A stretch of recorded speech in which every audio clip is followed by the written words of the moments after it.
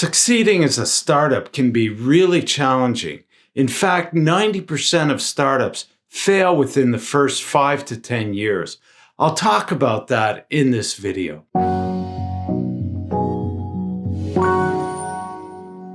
Hello, I'm Stephen Goldberg of Optimus Performance, bringing you practical tips and ideas on leadership, team development, and employee performance in the workplace.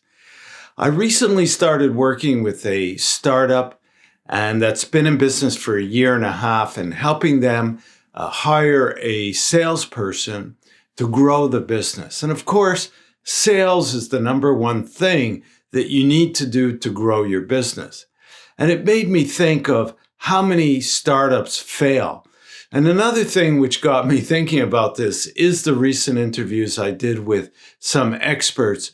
One, Gary Smith, on purpose of business, coming from a place of purpose. I'll put a link to that video in the description and at the end of this one. And it's probably coming up on screen right now if you look at that icon. And then I also did another interview with Oris Levenko, who's a specialist he's a business coach, and he specializes as well in strategic planning, working with a lot of small businesses. And, I then looked it up. What are the statistics of success for small business? And, it's an article. I'll put a link to this article as well.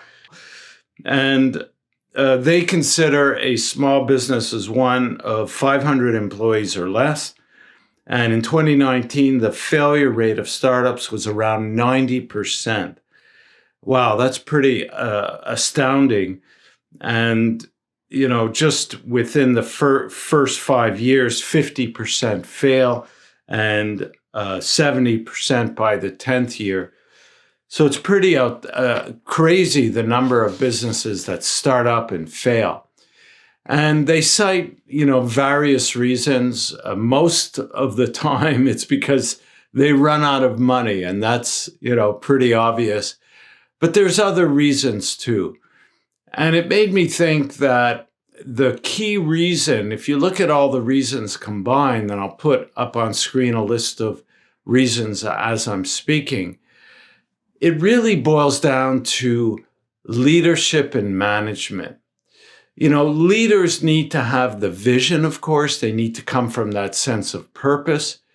And they need to have their eye on what's happening today, but also on what's coming. And then it's about managing your resources properly.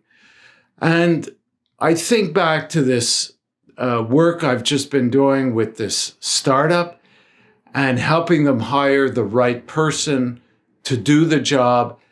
And that's really the key, because you need to have the right people in the right positions. I talk about this all the time in so many of my videos. And what I like about this startup that I'm working with is that the first position that he's really hiring for is sales. And he's been doing a lot of the sales himself, and now he's bringing in other people to do that. And that will solidify the revenues of the company so that you'll be able to scale and then bring in the support people you need to work on the other things in the business, whether it's IT or software development, depends on the field you're in, obviously.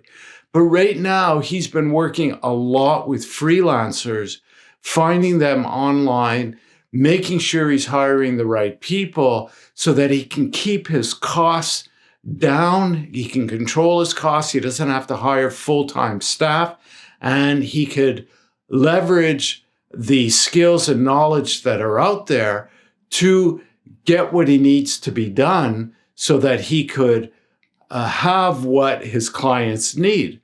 And often today, you could hire freelancers that really have great skills. I know I do it all the time.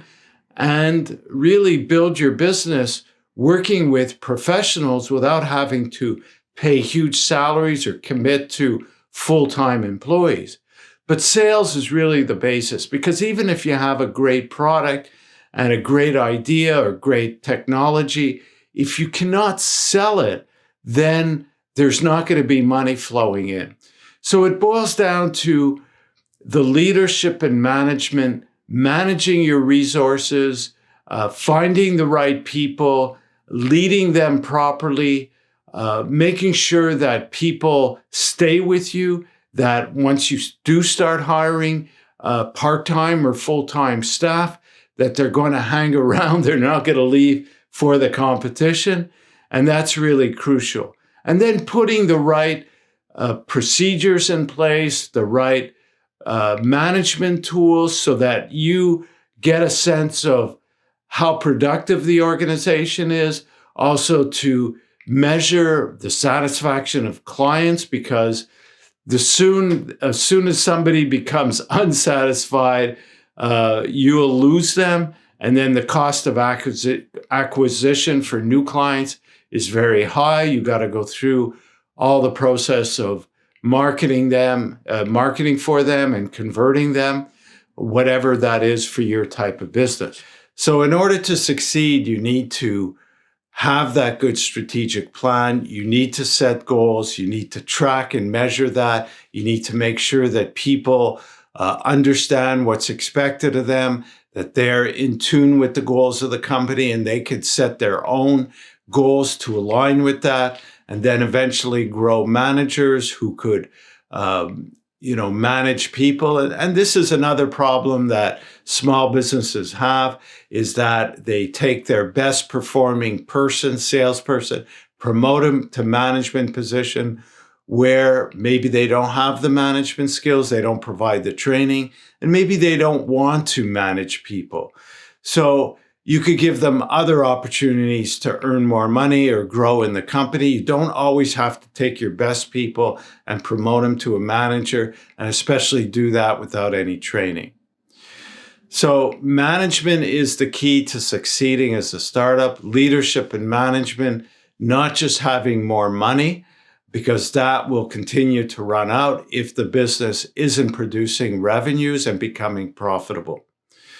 So I hope this tip makes sense. Check out the video on purpose or strategic planning. I think the strategic planning will be coming up soon. So I'm going to put a link to the video on purpose so you could check that out. Subscribe to the channel if you haven't already. Turn on notifications to get news of new videos. Check out the articles on the blog section of my website. And there's resources that you could download for free, like a goal planning form. Thank you for listening, and we'll talk again soon.